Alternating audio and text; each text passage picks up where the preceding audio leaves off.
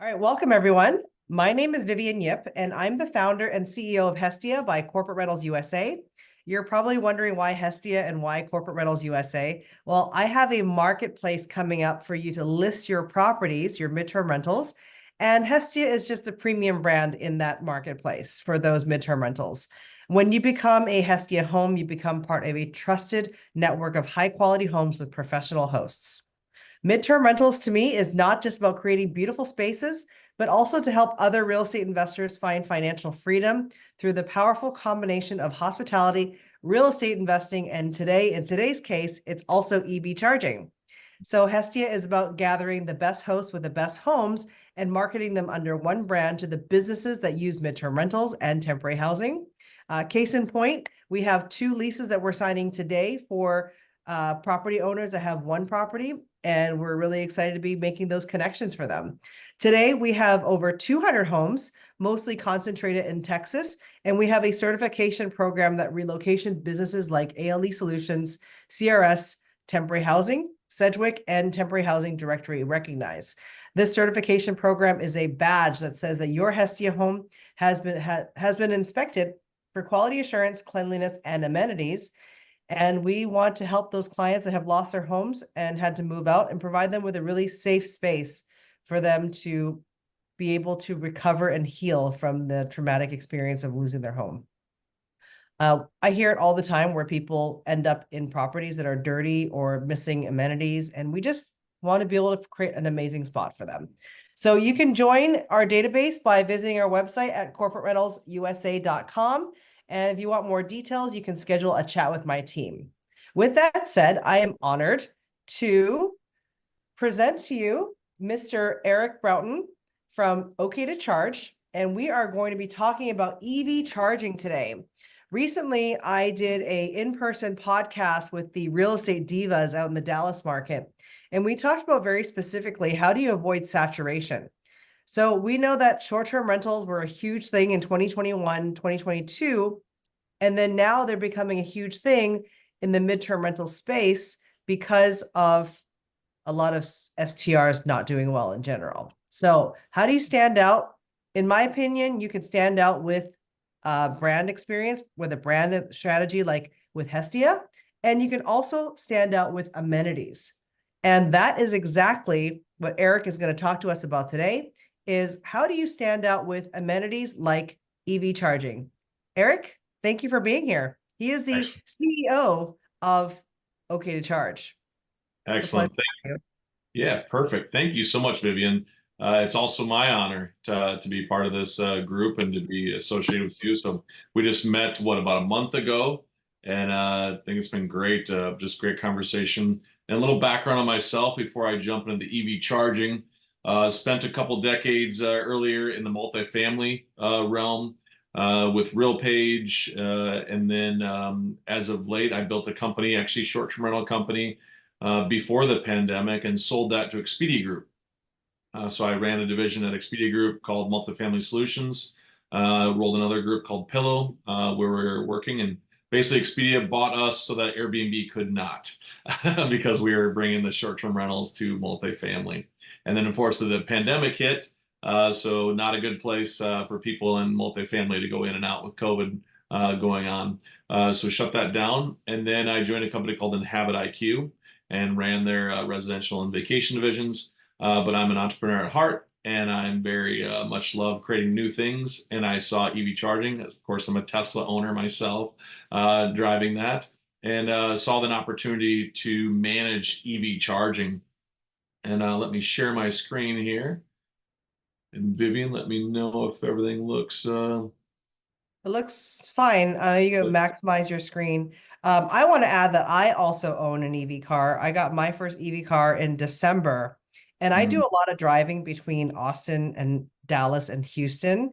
And let me tell you, some days, like, I love my EV car, but the charging, if I had to stay at a midterm rental, I would definitely choose something that had a charge that I could have at home. You're exactly right. Yep. And then the niche is you can provide charging, then the opportunity is to do it correctly, right? So as the owners and asset owners in the site and make it available. So that's what we're going to talk about today.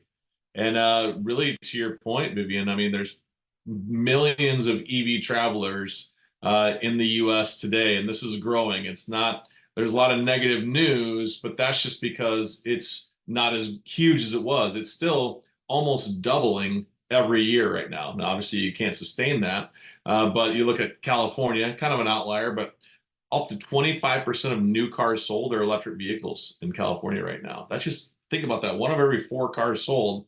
And then you look at other states, even, Colorado and Minnesota and those areas, that's still around that 7 to 8%. So we're on across the US, we're about 8% of cars sold are EVs. So it's slowly climbing. You think about 100 people visiting your property and 8 of them are going to have EVs.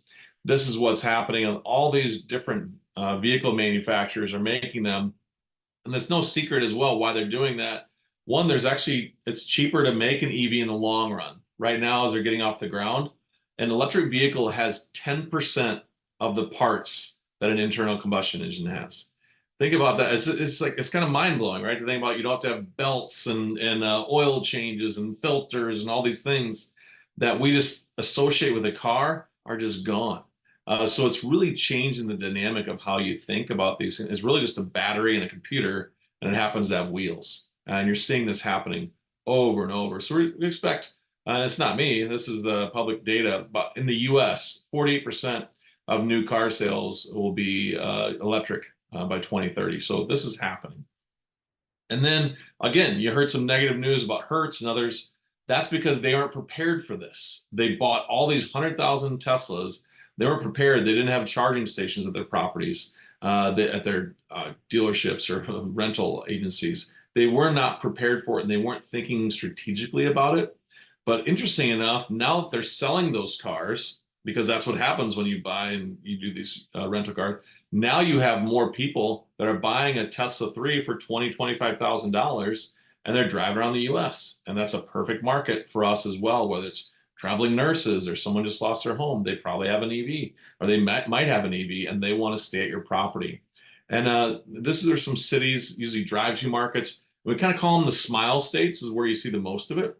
Everywhere from Washington down to California, go to Texas and Florida, and then on up the Panhandle there, and then up to the East Coast. A lot of that activity is electric vehicle properties.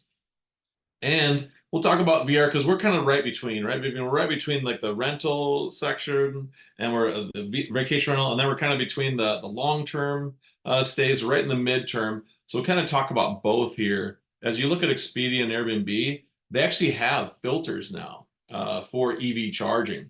And that's something that we had talked about as well, is differentiating your property. You want to stand out above and beyond, especially in the vacation rental realm. You see properties, you might be competing with 4,000 properties in, say, the Outer Banks of North Carolina. You add an EV charger as an amenity, now all of a sudden you're one of 400 instead of 4,000. So an order of magnitude different about, but all these groups are thinking about it. And then you start seeing websites, what some websites have started to do as well for these property managers. They create a separate section for EV charging, especially if they have more than one property, so that you get the search engine optimization with Google, and then you have people coming to your site looking exactly at EV charging. So kind of to summarize that, you have a competitive advantage, you're building up your brand loyalty, your brand, you're building a better guest experience because people show up that have an EV. They don't want to just plug into your wall outlet or drop off the family and drive downtown and get their car charged.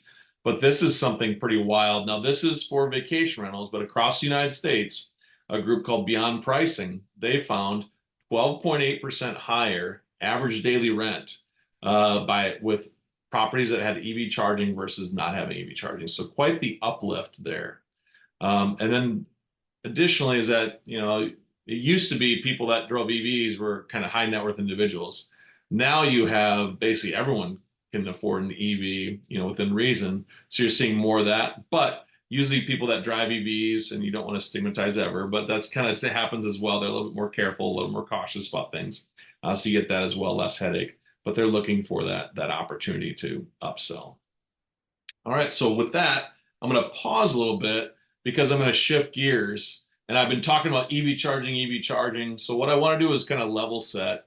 about different types of EV charger, just so we're all on the same page, and transitioning from like, hey, get you all excited. Now I want to just like go into the education mode. So there's different type of EV charge, especially if you don't own an electric vehicle. So there's levels that they're set. So the first is level 1. And think about your car, if you just plugged it into your wall socket, it's 120 volts. We say it's 15 amps. And the way that a lot of people think about it is just like, how many miles can you add per hour? It's kind of confusing, but think about how many miles you could drive for each hour that you're plugged in. Okay, so if you plug into a wall socket outlet, I drove to my friend's lake house in Michigan, and he has a wall socket. Drove my Tesla. I needed to charge it up. So fortunately, I was there for 3 days. It took all of those 3 days to add 80% of my battery back so I could drive back home. So think about 3 days to charge my car. That's why people want these bigger chargers. So this is the level 1, same thing. Think like a hair dryer, toaster, that type of thing. That's what you're charging. And if you don't provide a station, someone's probably trickle charging it at your property, and there's tripping hazards and everything else that goes along with it. But it works if need be.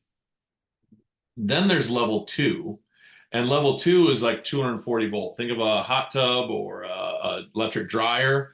This is 240. You need to have an electrician install it, anywhere from 40 amps to 80 amps, and that's where we're adding about 25 to 30 miles per hour to your car, to your vehicle. So you're adding that. So faster. Usually, I have one at my house. I plug in. My car is ready to go in about 4 to 6 hours, depending on how much I've burned on the battery.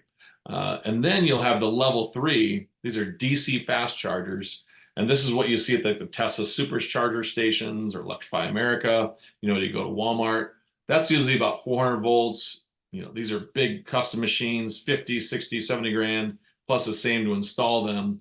And that adds about 10 miles a minute. So that's just like really fast. The fastest ones you can kind of top off in 15 minutes, maybe about 30 minutes is what you'd expect. So hopefully this helps you understand like what are the different levels, level 1, level 2, level 3 of EV charging. All right, and then what I'll do is I'll keep on going and save your questions, or you can feel free to put it in the chat, and then I'll answer questions at the end as well. So now what we do is we transition into, okay, now we have EV chargers. Now what does this okay to charge do, and how can they work with my properties and help me monetize this? Well, there's different things you can do by using quote unquote smart chargers. You can go out and buy a dumb charger from say Costco or Amazon, and just put that on your wall, and it's a nice amenity, and you're going to get some of that uplift in revenue. That's great.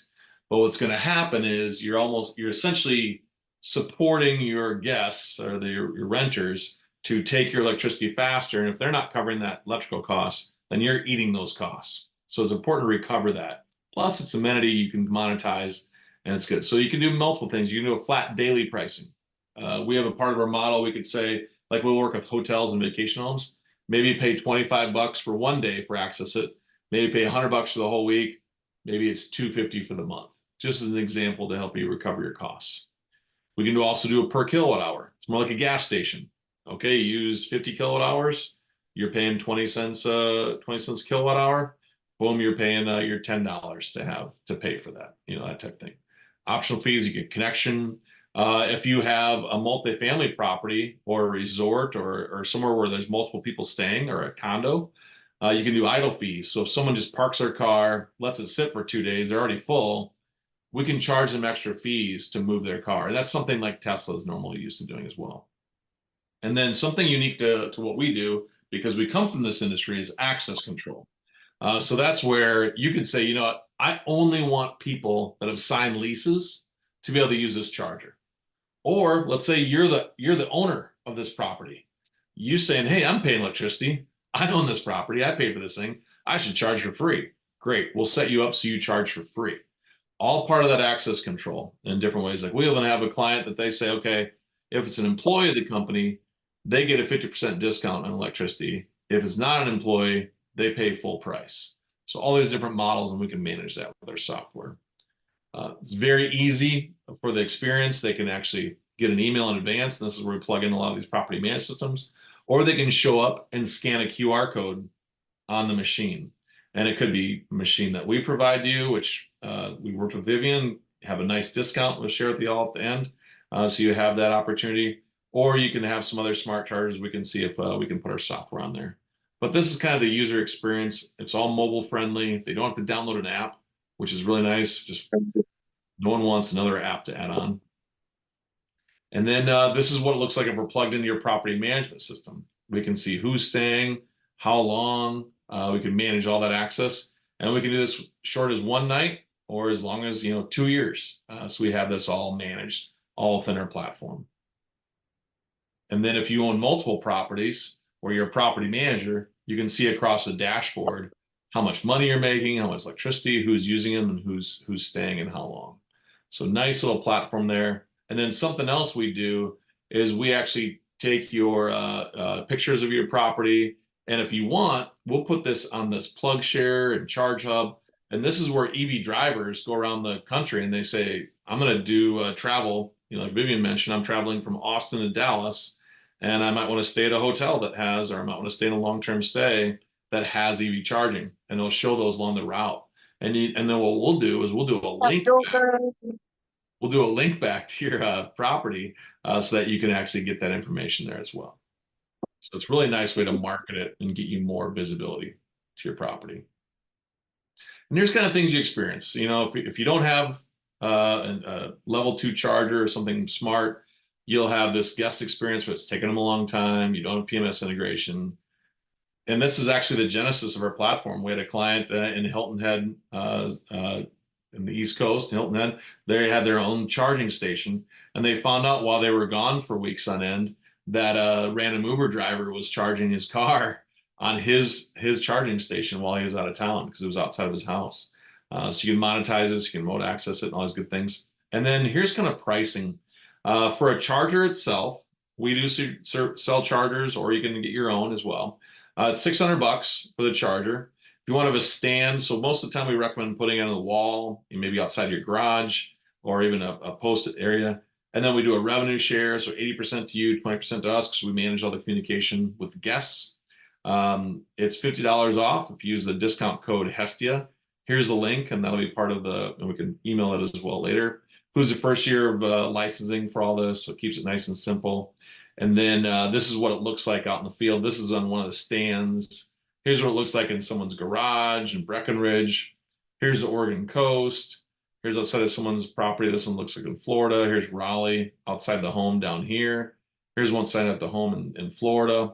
So you can see different examples of these out in the wild, so where they're being used. And plenty of testimonials out there from different groups.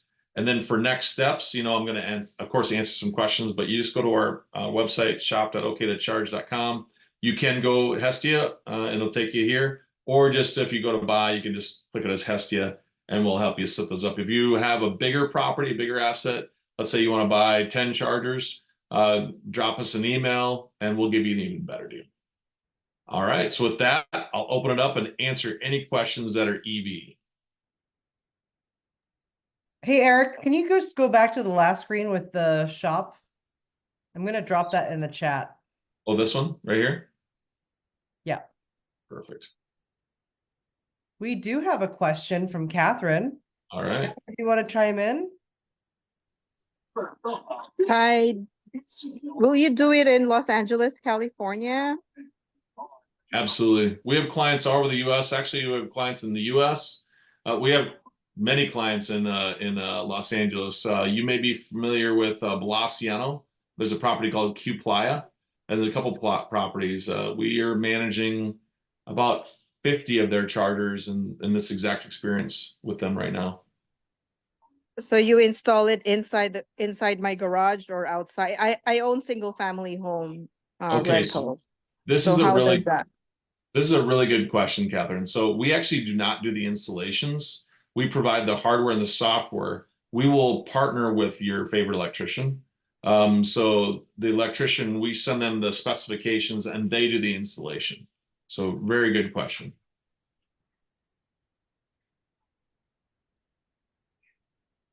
I have a question. Mm-hmm. I have a townhouse in Metro Austin, And and it was, when we bought it, it was new construction, and we had a 240 volt 80 amp box put inside the 2-car garage. In a situation like that, so it's inside the garage, and we are a Hestia home. Would it be, with having 80 amps on there, I could do 2 chargers.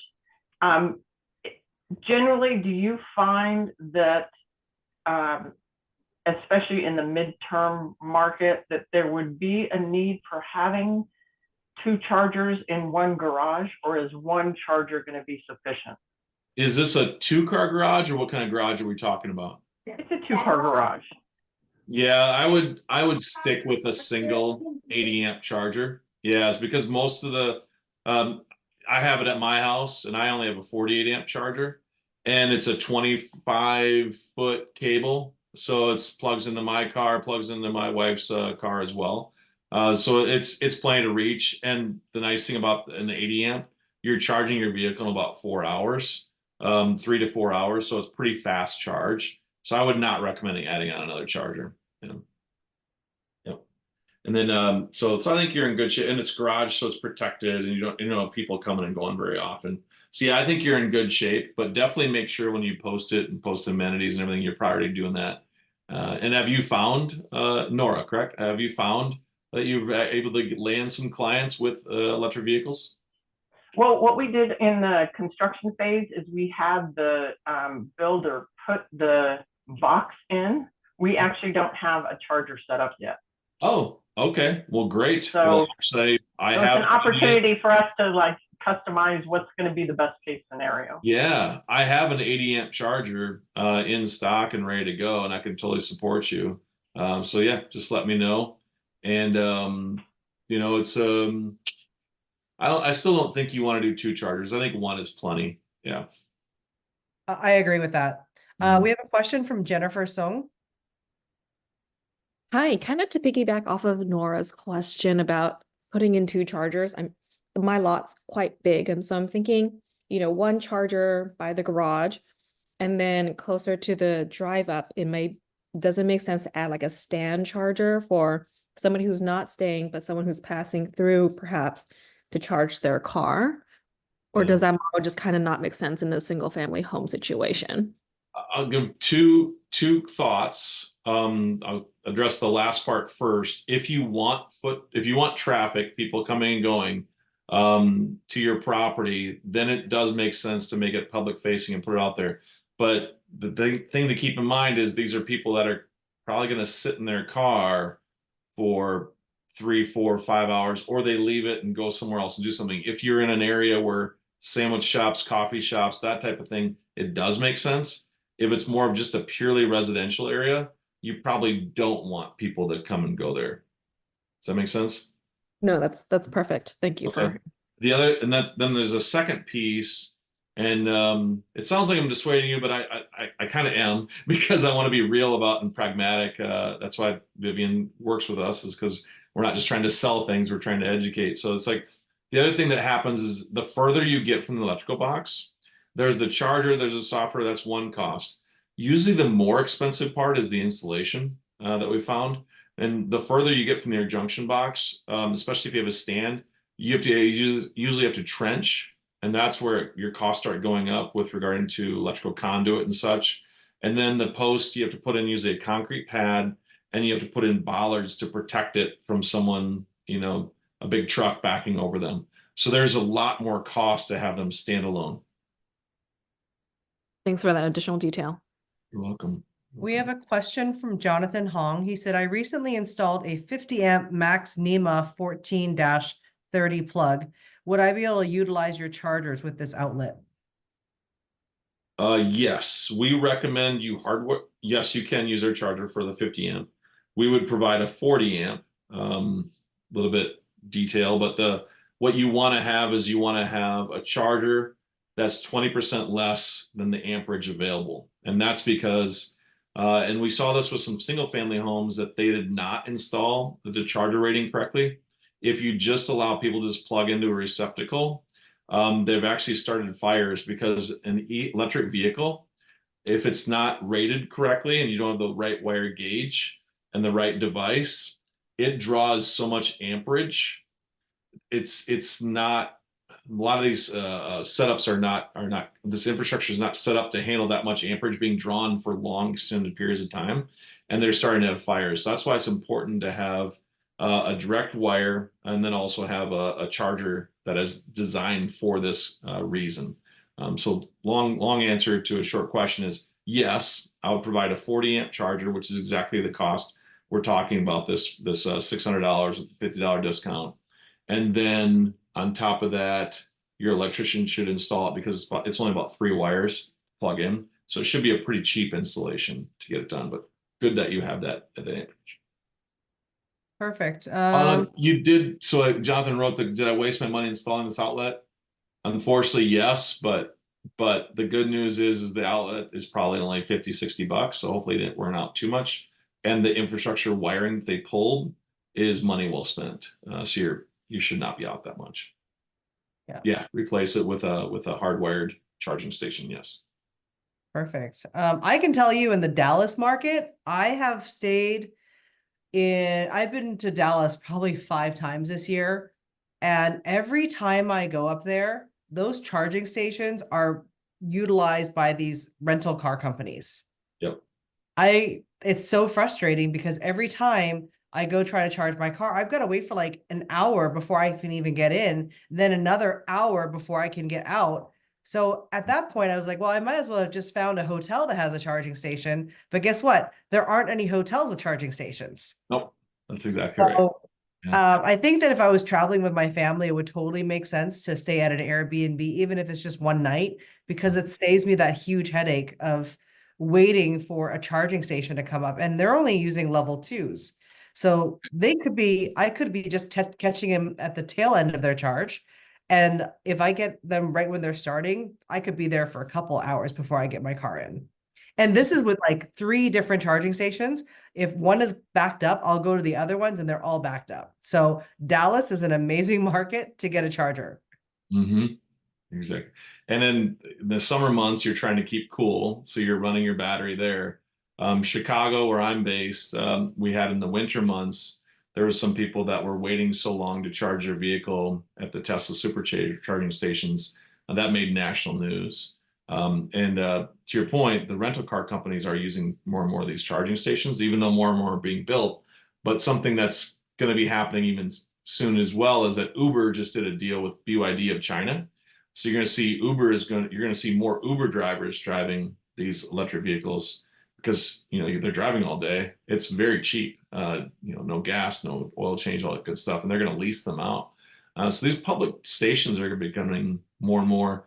I liken it to like internet cafes. When it first started out, people could justify going to an internet cafe and you'd pay a couple bucks. And this is before Starbucks was doing it for free, right? This is you'd have business offices. It's really at that level right now. And pretty soon everyone's going to say, well, of course I have EV charging at my house. Why wouldn't I? Just like I have internet at my house. It'll be just like that. Yeah. Nora has a really good question that I never thought about. Does offering EV charging require a change in insurance coverage? That's a great question, and I have yet to see that happen in insurance. There's some cities as far as like parking garages, but I have not seen this happen in single family just yet.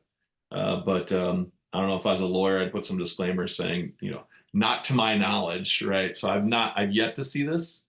But I talked to my own insurance guy at my house. I haven't had any need to change that, but I have not seen that yet. And I've seen it in commercial in some city states, mainly because of the fire department, but it hasn't happened to my knowledge in residential. Okay. Stephanie asks, what's the minimum size electrical panel needed for your EV charger? Yeah, I would say the minimum, well, the panel itself, it's really about your breaker size that you have available. We recommend a minimum about 50 amps to the gentleman that mentioned that earlier. If you only have 40 amps, we can do something called down rating. We can actually take the charger and down rate to say 32 amps. So we can do that. I wouldn't go lower than 40 though, just because for practical purposes. So that's 40 is the lowest. but I would recommend at least 50 is kind of where you want to start. Perfect. Mhm. Jonathan's interested in the plugs that are coming with the charging unit. Can you talk to us about that? Yeah, another good question. So the plugs that come with most of the devices that are out there, so you have Tesla plugs, and then you have everything but Tesla plugs, and it's called in the level 2, it's called J1772. You don't remember that, but just picture that you go to like a Walgreens and there's one of those Volta charging stations with the big advertisements on it. Those are these same plugs that we provide as part of these devices. I'm a Tesla owner. That plug doesn't work automatically, but my car came with an adapter. And it's like a $50 adapter, but my car came with it, and most Teslas come with it. And that's an adapter so I could use these Voltas. So long story short, Tesla owners are used to having this adapter and they carry it with them. All the other owners, Ford, Kia, everyone else, they use these ports, J1772. So I don't know if that was more confusing, but it works with all those vehicles and it does work on Teslas. It just requires an adapter that generally comes with the Tesla. The short answer is it comes with the universal part. And then if you're a Tesla owner, then you usually carry an adapter. That's correct. Yes. Okay. I wanted to ask you, you mentioned about plugging into a property management system. Can you go a little bit more detailed in that? Like, what if you're using Guesty or Hostfully? How does it know or turn on or sync with the reservation? Yeah, we've already set up agreements with the Guesty and Hostfully and those other partners. So we are an integration partner in that they will send us all the guest information and how long they're staying. So I was able to show you that tape chart. That's data we're receiving directly from these property management systems, and it's usually them enabling us, and then we receive that feed. Perfect. Erica says, my long-term rental tenant is requesting an EV charger. I've gotten installation quotes for about $2,000 due to the location of my breaker box. Right now, I pay for all the utilities. How can I monetize having an EV charger? Yeah, yep, this is exactly what we're talking about. So $2,000, that's a reasonable installation quote. So take that 2,000. If that includes the charger, we can get you a charger at a better price. If it does not, actually, Erica, if you could answer that, if that includes a charger or not. But then you'd add on the charger at say $600 for here. And then what happens is that either we can charge the tenant, the resident, that fee, and then we'll send the fee back to you, or you can charge that tenant directly and set them up as an access control as free to them. And what you can do is you can charge them an EV fee, the exact same as what you do for like a pet fee. Give an example, like the other young lady that asked about the Los Angeles property we're working with. Each resident pays us $20 per month to be part of an EV charging club. So they pay for the EV charging club $20 a month. We capture those fees. Then what we do is we charge them the base electricity rate. So they pay for the electricity rate with just a small credit card processing fee, like 5%. So that's the agreement we have with that group. So there's many different ways. It's really up to you. So that includes the charger. Okay. So see how much if you want, you can send me that quote and I'll take a look at it. And we'll either meet or beat that charger price and get you a system that you can manage these tenants with. Yeah, I think with my EV charger, the installation was maybe like $650. So make sure you get multiple quotes. Yep. Because like electricians, they have so many different, like they're like getting quotes for flooring or plumbing, right? They could be all over the place. Just make sure you get someone that's licensed and check their license on the internet. Was that 600 with a permit? No, the permit comes through. Yeah, I was typing. I'm used to like chat. The permit comes through the electrician. So yeah, 600 is not the installation. That's only the charger itself. Yeah. If you're in the Austin market, I have a great electrician. He's fantastic. Obviously, the variance will be the distance, as you mentioned, the distance from the box to the charger, which will be the price. But all my properties, the washer and dryer are all in the garage. Oh, okay. So does that usually, I guess it has to depend on the breaker box as well, right? It does. It's yeah. more the breaker box. Yep, that's exactly right. And most properties built in the last, say, 10 years have that access, have ability to have extra capacity. So it's just have them taking a look at it. Yep, electricians. And I've seen the same thing. I think to install mine is probably $700, Vivian, and they pulled the cable, mounted it, set up the charger and everything. Yeah, I would recommend getting at least 3 quotes because Mhm. you could save yourself a lot of money just from doing that. Exactly.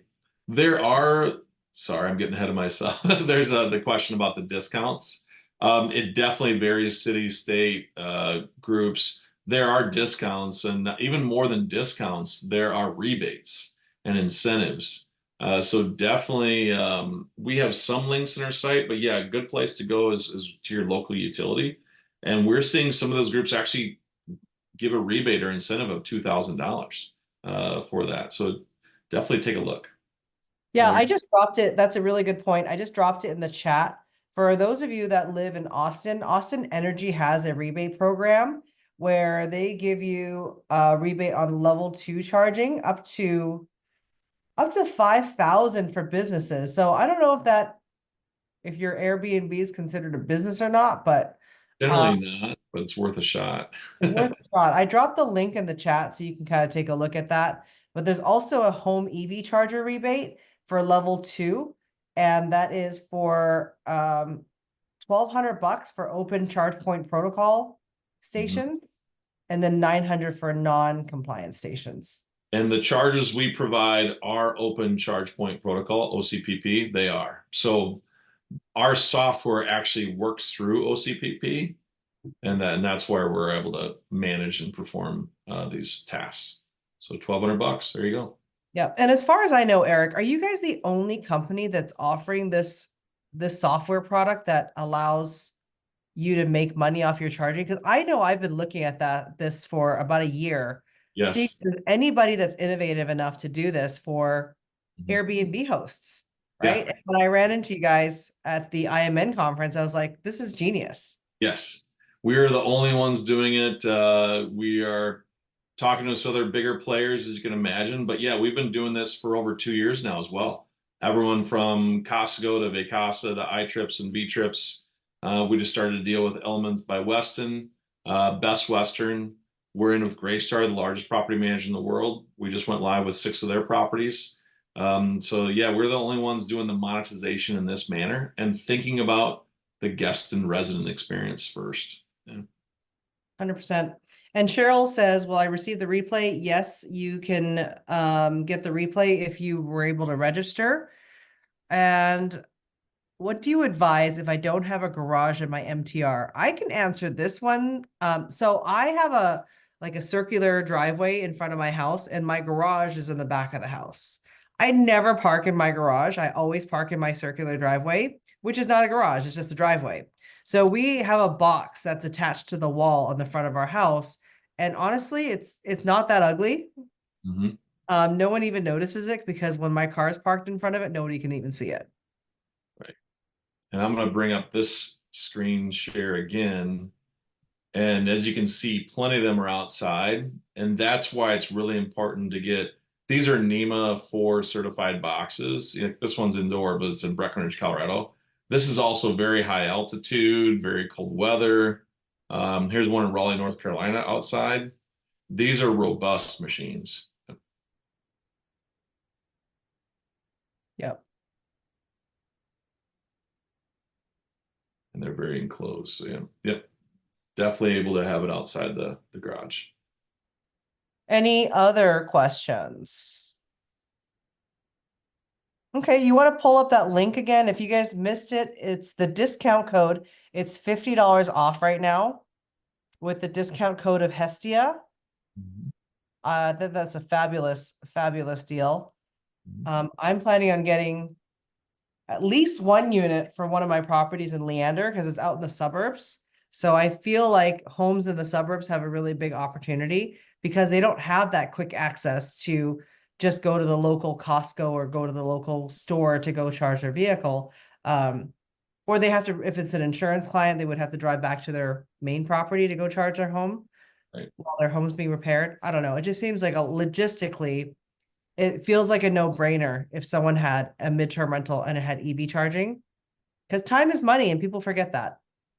With hours and hours. Hours. Yeah, exactly. All right. Well, is there anything else you want to discuss, or anybody else have any other questions? Yeah. I'll throw out there, don't be shy. Drop me an email at eric@okaytocharge.com. There are no dumb questions. This is a brand new world for everyone. So throw them out there. And I have a great team to support me. Our head of operations, she used to run operations for Vail Resorts. She understands hospitality, understands that. I have team members that have worked at Expedia. So we know how to support this industry, and we really appreciate and value what each of you do, and know how important it is to the happiness and joy that people need, and just the comfort they need. So thank you for all that you do as well.